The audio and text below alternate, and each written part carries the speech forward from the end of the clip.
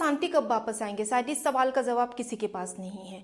आज भी मणिपुर में 50,000 से भी ऊपर लोग बेघर हैं। 2023 के उस इंसिडेंट में 50,000 से भी ऊपर लोग बेघर होते हैं, अपनों को खोते हैं और 250 लोग जान गंवाते हैं। यही नहीं है, 400 सरसों को डिसमिस कर दिया जाता है और 100 से भी ऊपर मंदिरों को तबाह कर दिया जाता है। मणिपुर में दो कम्युनिटी है, कुकी समुदाय और मैती समुदाय। कुकी समुदाय मणिपुर के हिल्स एरिया में रहते हैं और मैती समुदाय मणिपुर के वैली एरिया में रहते हैं। वैली एरिया मणिपुर के 10% टेरिटरी को कवर करते हैं और बाकी 90% पहाड़ी एरिया मणिपुर के टेरिटरी को कवर करते हैं। सो 10% वैली एरिया को कवर करते हैं, वहाँ पे मैती समुदाय रहते हैं और बाकी हिल्स एरिया में कुकी समुदाय रहते हैं। मणिपुर में एक कानून है, रूल के हिसाब से मैती समुदाय पहाड़ी एरिया में ना रह सकते हैं ना ज़मीन खरीद सकते हैं, पर कुकी समुदाय के लिए आज़ादी है, वो वैली एरिया में आकर रह सकते हैं। वैली जिनको हम इम्फल वैली के नाम से जानते हैं।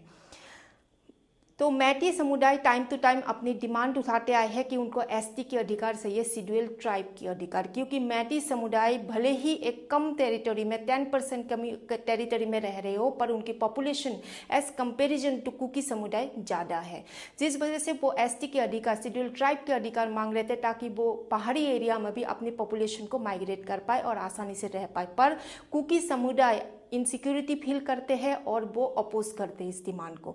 सुप्रीम कोर्ट ने अपनी डिसीजन में ये डिसाइड करते हैं, सुप्रीम कोर्ट का ऑर्डर आते हैं कि मैती समुदाय को एसटी का अधिकार दे दिया जाए।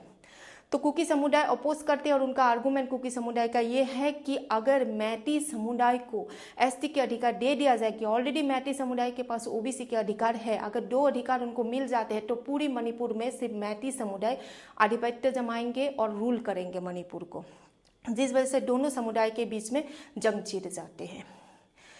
खैर, ये एक एक्सटर्नल कारण हो सकता है, पर ये मेन मुद्दा या फिर मेन कारण मणिपुर के कन्फ्लिक्ट का नहीं हो सकता है। हम सब जानते हैं नॉर्थ ईस्ट आज ड्रग्स के और इलीगल वेपन और इमिग्रेशंस के शिकार है। सिर्फ मणिपुर ही नहीं, पूरी नॉर्थ ईस्ट को खोखला कर चुकी है ड्रग्स। पड़ोसी देश जैसे म्यांमार, बांग्लादेश और चाइना की नज़र हमेशा नॉर्थ ईस्ट के ऊपर है।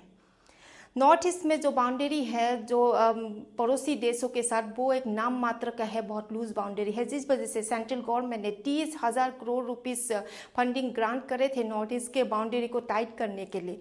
और शायद जिस वजह से जो सरकार विरोधी संगठन है, जो इलीगल एक्टिविटीज़ नॉर्थ ईस्ट के अंदर रन कर रहे हैं, उनको हजम नहीं हुआ। और जब जब सरकार कोई भी ठोस कदम उठाते हैं नॉर्थ ईस्ट को लेके, चाहे कोई भी 7 सिस्टर्स में भी कोई भी एक स्टेट को लेके, तब तब नॉर्थ ईस्ट